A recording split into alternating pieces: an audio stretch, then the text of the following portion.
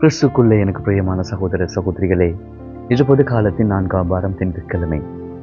இன்றைய நாளிலே இறை வார்த்தைகள் அழகாக எங்களுடைய வாழ்க்கைக்கு பேசுகின்றது. இன்று ஆண்டவர் இயேசுனுடைய அந்த அழைத்தல் வாழ்க்கையிலே தன்னுடைய மறை போதகத்தின் ஊடாக ஒவ்வொரு மக்களையும் சந்திக்கின்ற அந்த பொழுதிலே இன்றைய நாளிலே நாங்கள் பார்க்கின்றோம். அதாவது மாற்கு எழுதிய சுவிசேஷத்திலிருந்து நற்செய்தியில் எடுக்கப்பட்ட வாசகத்தில் நாங்கள் பார்க்கின்றோம். ஜனால் ஆண்டவர் கடற்பகுதியை கடந்து செல்லுகின்ற பொழுது தீய ஆவி உட்பட்ட அந்த நபரை சந்திக்கின்றார்.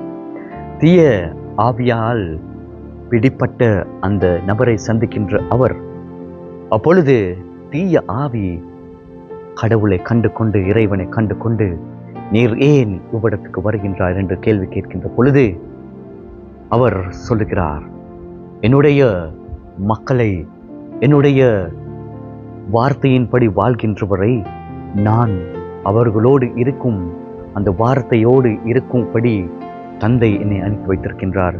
அதனூடாக அவர்களை மீட்டெடுக்க நான் வந்திருக்கின்றேன். அந்த இடத்தை விட்டு போகும்படி அவர் கட்டளை எடுக்கின்றார். அன்பார்ந்தவர்களே, அப்பொழுது அந்த தீய ஆவியால் பிடிப்பட்ட அந்த தீய ஆவி அந்த நபரின் இருந்து விலகி செல்கின்றது. அவர் சுய நலத்திற்கு அல்லது சுய நினைவை அடைகின்றார். அன்பார்ந்தவர்களே, இந்த நாளிலே இறை வார்த்தையை உங்களுடைய வாழ்க்கைக்கும் என்னுடைய வாழ்க்கைக்கும் ஒரு ஒரு ஒரு உறுதுணையாக இருக்கின்றது.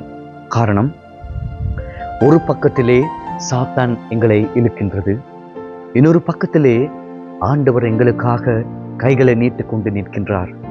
நாங்கள் எவ்வாறான பாதையை தேர்ந்தெடுக்கின்றோம் என்பதனை நாங்கள் சிந்தித்து பார்க்க வேண்டும். அன்பார்ந்தவர்களே, அதிலே நாங்கள் பார்க்கின்றோம் என்று முதலாம் வாசகத்திலே எபிரேயர் என்ற நூலிலே எடுக்கப்பட்ட வாசகத்தில் நாங்கள் பார்க்கின்றோம். ஒவ்வொரு இறை வாக்கினருடைய வாழ்க்கை இவ்வாறு இருந்தது. அவர்கள் சிங்கத்தின் வாயின் ஊடாக, வெவ்வேறுபட்ட மிருகங்களின் வாயின் ஊடாக வெவ்வேறுபட்ட மிருகங்களை முறியடித்து தங்களுடைய விசுவாசத்தின் ஊடாக தந்தையின் சித்தத்தை நிறைவேற்றுகின்ற என்னை நாங்கள் இன்றைய நாளிலே பார்க்கின்றோம்.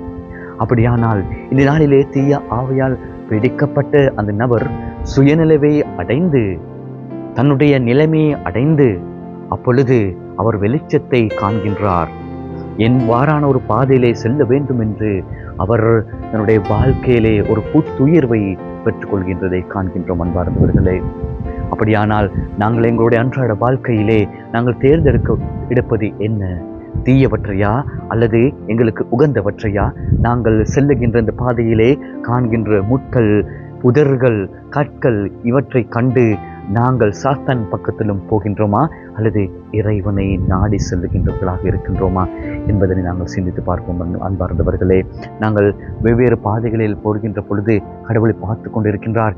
எப்பொழுது என்னுடைய மகன், என்னுடைய மகள் என்னை சந்திக்க, என்னை தேடி வருகின்றார் என்று நாங்கள் இறைவனை தேடி செல்லக்கூடிய நபர்களாக இருப்போம். சாத்தான் எவ்வாறாக இருந்தாலும் எங்களுடைய ஆண்டவர் பலம் வாய்ந்தவர், அதனை விட பலம் வாய்ந்தவராக இருக்கின்றார். எங்களுக்கு புத்துயிர் கொடுப்பவராக இருக்கின்றார். அப்படியானால் புத்துயிர் கொடுப்பவரை நாடி செல்லக்கூடிய கிறிஸ்தவர்களாக, அவருடைய பிள்ளையாக, மகளாக, மகனாக மாறுவோம். அப்பொழுது அவர் உங்களையும் என்னையும் ஆசீர்வதிப்பார்.